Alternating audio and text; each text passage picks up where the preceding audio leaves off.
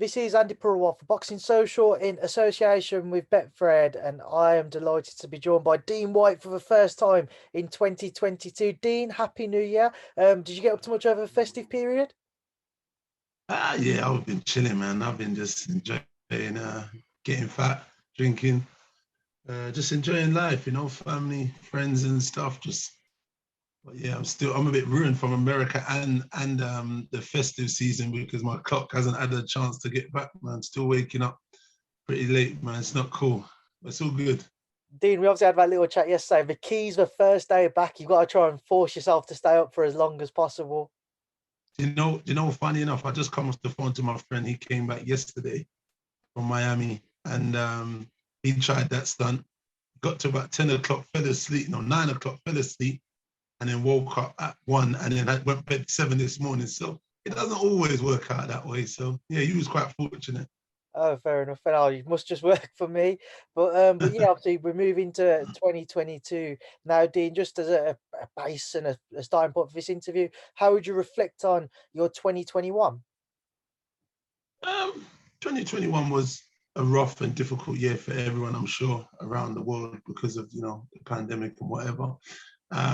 That aside, it had its moments. It had its moments, obviously, because it had to challenge you. Some people, you had to reinvent yourself in many different ways. Just like, boxers, a lot of boxers went into retirement, especially journeymen.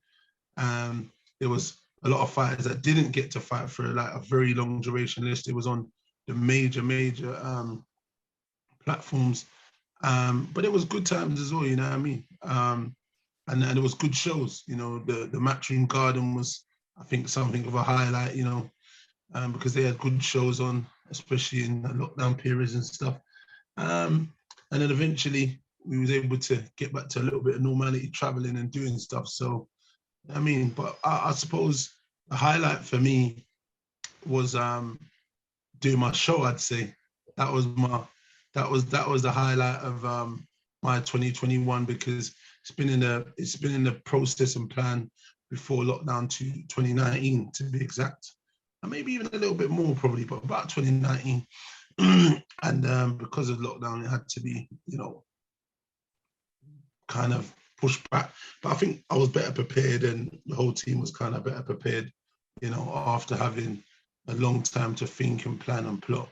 So yeah, that was definitely, I said, it was a highlight to pull that off, and not only pull it off, have it as good as it was, having the fights evenly matched and as good, and the event just being a great event for people to come and participate in, and everyone who came was just singing a lot of praises. So that it vindicated my decision of going into the boxing promotion side and stuff like that. So I was quite thrilled with that, and yeah, it's just we're looking for bigger and better stuff and planning going forward and stuff. But yeah, that was definitely the highlight. Yeah, I was quite happy with that actually. Dean, I did see you out stateside a number of shows. For yourself, which one in America stuck out in particular? Yeah, America. I was actually, I'm always hustling, man. I'm always working. I had a few meetings in New York. Had some good meetings, which are going to continue because the people I met there coming to the UK in the next couple of weeks, which is good. So that should hopefully, let's see where we are with what we was discussing in those meetings. And then further to that, that the Kambosos fight was one of the best, but I wouldn't say the best in terms of atmosphere. Devin Haney was good. I think the best one in terms of atmosphere was Gervonta Davis in Staples Center. Yeah, that was wild. What was the one which sticks out for you in terms of just being there, happy to have been there? The one which I imagine for you might have been Taylor Ramirez for the Undisputed Crown. Yeah, that was a great one to be there, to witness such a great spectacle and being part of the history of what that means in boxing. You know what I mean? To be honest, I didn't forget that was a good part of 2021, but obviously the show was the highlight. But it's kind of being thankful actually to be around such a lot of these mega fights that have gone on over the last few years, and to be like what's the word? Fortunate. It is fortunate because like in boxing, you grow up watching certain fights and thinking, oh, I'd love to have been at that era or been at this time. And I'm fortunate enough to have been to nearly all of the big fights in America over the last few years. And it's pretty good, especially this time, because I went to, obviously these are lightweights. I went to the last three, so it was Cambosis, Lopez, which was, it was quite exciting, especially because it was, one of the biggest shocks in boxing history, which was good. And it was a well-deserved earned victory. Nevertheless, what the Lopez family say, you know what I mean? Devin Haney, that Jojo Diaz fight was good as well. It was kind of entertaining as well. And then the Pitbull and Gervonta Davis was it was a good fight. And then obviously because he injured himself, I think he wasn't using one of his, was it his jab hand? I can't remember. One of his hands was injured anyway, so he wasn't using it as much. And then it made it a little bit more. But then just the whole event, the package, that Mayweather-esque, what he brings to scenarios with, he brings out all the big boys. There was like all the basketball, NBA players, all the rappers. It was a proper event, you know what I mean? A shindig. So no, that was going off a little piece. And then they had the after party after. I didn't get into there, mind you, because that was packed by the time we got there after it. But I mean, just saying that I've been a part of that is history in itself for myself to have gone around New York, Vegas, LA, and just being around and being looked after in the capacity. We was looked after at the matchroom stuff, and then obviously my friends hooked me up with the tickets for Gervonta Davis. So yeah, it was pretty good stuff, man. I can't complain how the boxing world is treated me. It's been pretty good. Dean, coming into 2022, what are your plans? What would you like to set out to achieve this year? Well, I'm just continuing to try and build a stable with the management, build a stable with the coaching aspect, because I'm coaching as well, coach my boys. Just continue to elevate them, and hopefully this year, the ones who haven't made their debuts will make their debuts and, start to make a stamp out there and do stuff. We've got further shows coming up this year. First one being February the 12th, 2022. I know the British Boxing Board have, put a ban or suspension on boxing for January. I have no clue why they even did that, to be honest. Because obviously the government have already said, they've already decided that they're not going to make any further steps. I know today there's some discussion, but it looks like we're in a good position that they didn't need to go into that and suspend. Because then everywhere around the world, it's still continuing. People are understanding they're going to have to live with COVID and do what they can. And if there's people that need to be protected, isolate yourself, stay in that corner, protect yourself, and the people who are free to go on and live, continue to do that and be adults and grown people who can make their decisions. It's quite funny.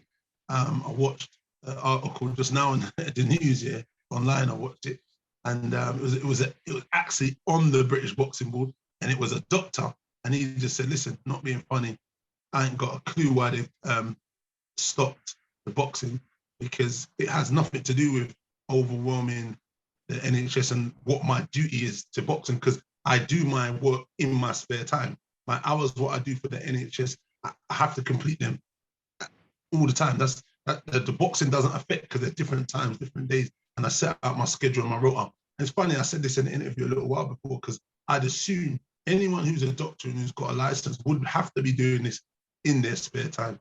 They wouldn't be able to have to do it in their working hours if they've got their own practice, if they work for a hospital, for argument's sake. And he was echoing that, and he was saying to them, it just didn't make any sense because it affects me no way, no how. And he said the only people he feels sorry for are the fighters, which is true. The fighters have continued to suffer over the last 2 years and still are continuing to suffer. And fans are suffering because they're missing big fights. We understand that there's, we need to think of people and what's going on, but we need to be practical and think of the long-term damage it's doing also to fighters, to people, just in general in life with mental health, having to suffer with certain things they're going through as well. But as a whole, we're moving forward. So we're 2 years down the line, we know a lot more. So, the board should have, thought about it a little bit more. But look, it is what it is. The January is off. Hopefully they don't continue to push this any further, and maybe it affects my show or the Kell Brook and Khan show, going for, into February and other stuff. Because, like I said, the doctors who are working there are not doctors who are, gonna sacrifice their NHS normal working hours, because everyone's got working hours, just like whoever you are. If you're fire brigade, doctor, whatever it is, you've got working hours. Those are these jobs they're doing would be, and boxing's only on the weekend yet again. So I don't know. But look, we could go around in circles talking about that. But yeah, it's just a shame that the board decided to take that stance. And I know a lot of managers and promoters around the world are up in arms and are frustrated, because it's been a frustrating couple of years as it is for small boxing, and then it continues to be so.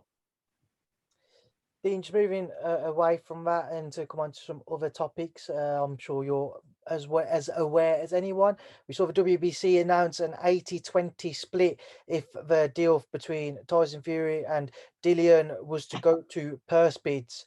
I just want to get your take on seeing such a large split in favour of Tyson. I'm not sure. I don't know if that's truth or not, because what you see on the net and what you actually hear and what's actually going on is two different things. I'm not even sure if I have the real information either.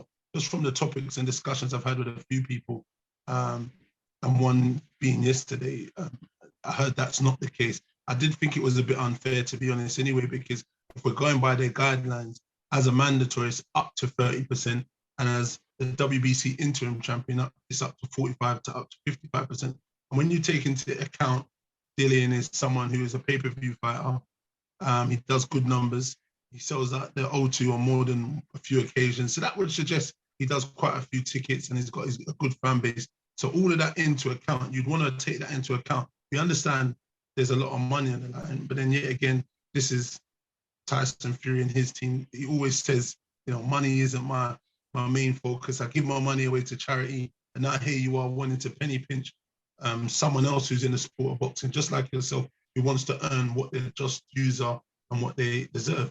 A lot of people say, oh, well, Dill should take it because it's for the world title. But you must understand, it's like that means he would take this, and then what he's meant to do is push this fight, make the pay-per-view numbers as big as they can be, but most of the percentage to go to Tyson Fury. What for? Because this fight, if it's a stadium fight, it's a stadium fight because he's fighting Dillian Whyte.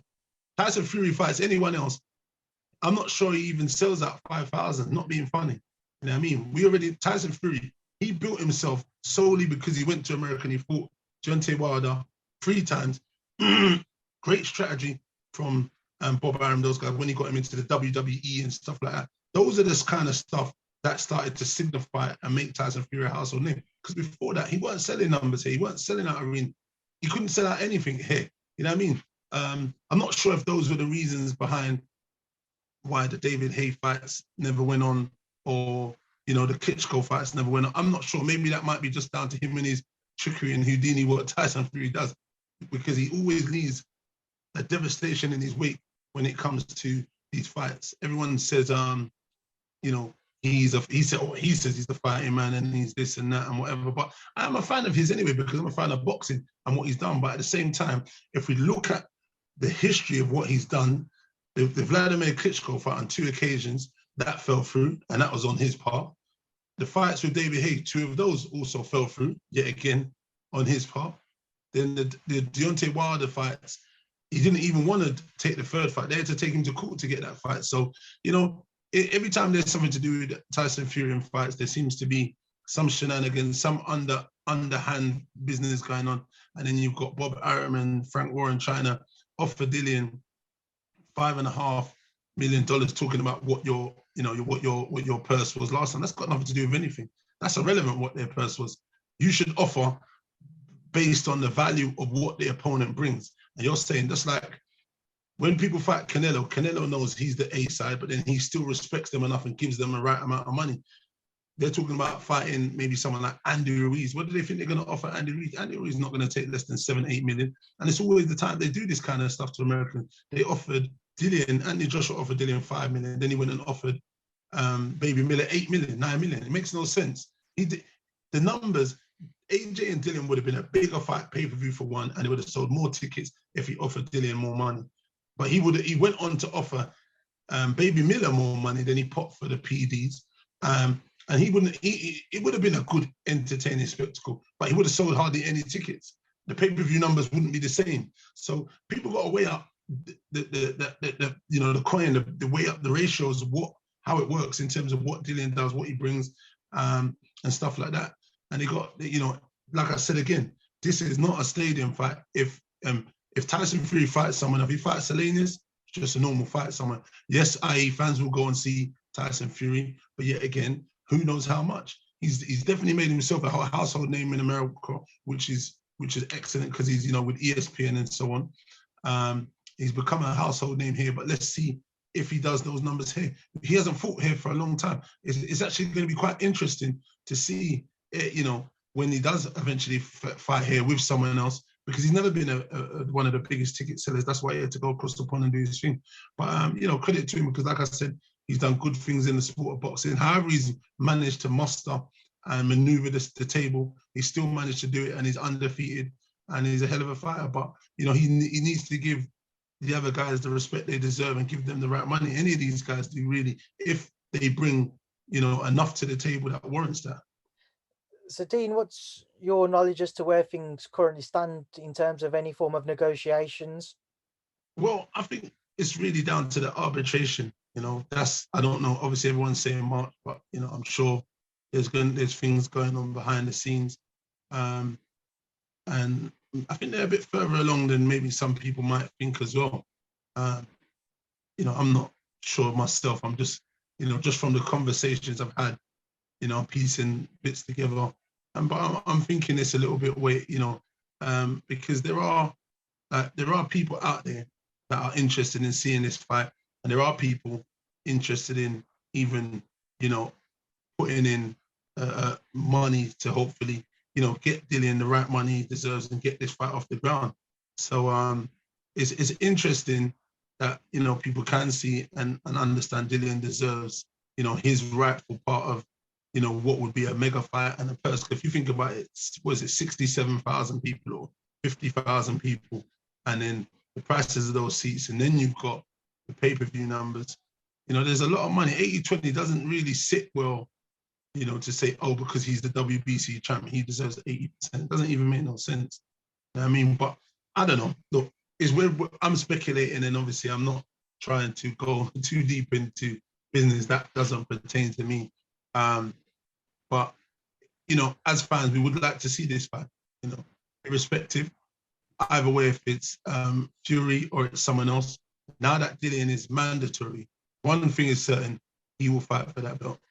You know what I mean? So Tyson Fury can go around the houses and do his tricks, come in the Batman costume and do all those nice, exciting things, which they were exciting things at the press conference, and I enjoyed them thoroughly. But I mean, when the chips and it boils down to what it is and you're ready to drink your cup of tea, once you're made mandatory, there's no way around the houses. There's no way for him to hide. He's literally got to do that. I'm not saying he's hiding, because I feel like, he is a good fighter. He is, at the top of the tree. I'd consider him right now. He's the champion. He's beaten, one of the most feared heavyweight boxers in our time. Not once, but 3 times, you might as well say. And I mean, he's the lineal champion, as he says, and he's done a great job. But I think he just needs to, we need to see him fight some of the other boys at the top as well, because obviously he fought Klitschko, then he fought Wilder 3 times. I'd like to see him fight a few of the other guys, truth be told, you know what I mean, as well. So we need to see Tyson give Dillian his opportunity. Dillian smokes him, and then he goes on to fight some of the other guys, you get me? But it's a crazy situation we're in, but let's see. Dean, just moving away from that, to get your thoughts on a couple of other topics. Filip Hrgović and Luis Ortiz in an IBF final eliminator. Letters have been sent out today. Just get your thoughts if that one was to be approved to go ahead and both were to accept it. What's your take? It's a good fight. I watched the fight Saturday. Both southpaws, I suppose they're feeling each other out and doing stuff. I felt like Charles Martin was doing okay. He weren't listening to his corner really. I think they were saying double jab, which probably he should have been doing. He was doing okay. He got a few knockdowns, but that fight, that was funny. Not funny. It was kind of like, could have been more detrimental to him. He got stunned really bad. He didn't look like he didn't know where he was, and then Ortiz got stopped. But Ortiz looked like he's on seen better days. His legs look like they're kind of gone. I think it's a great time for Hrgović to try and fight him. Hrgović is big and strong, punches like a mule here. So, it's going to be interesting. But yet again, Ortiz is someone who's faced Deontay Wilder, who punches like a mule also. So, we'll see how he deals with that. But the one thing he does go down, but he gets up. You know what I mean? So that shows the character of Ortiz. Everyone's talking about how old he is. Excuse me.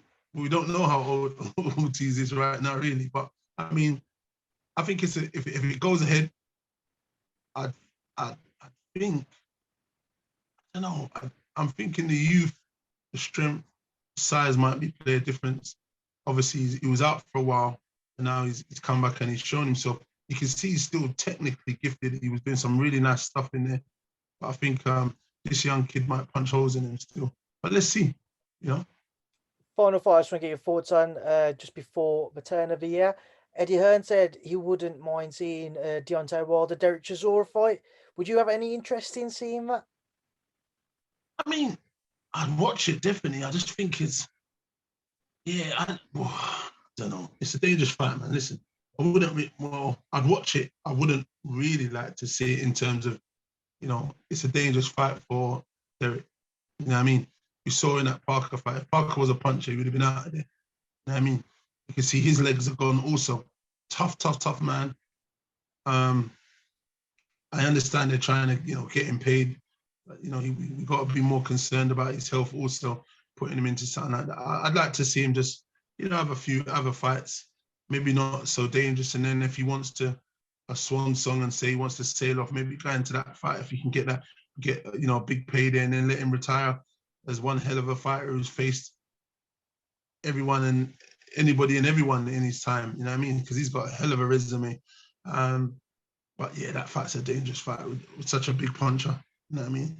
I think it would be, quite lunacy after watching the Parker fight just right now, you know what I mean?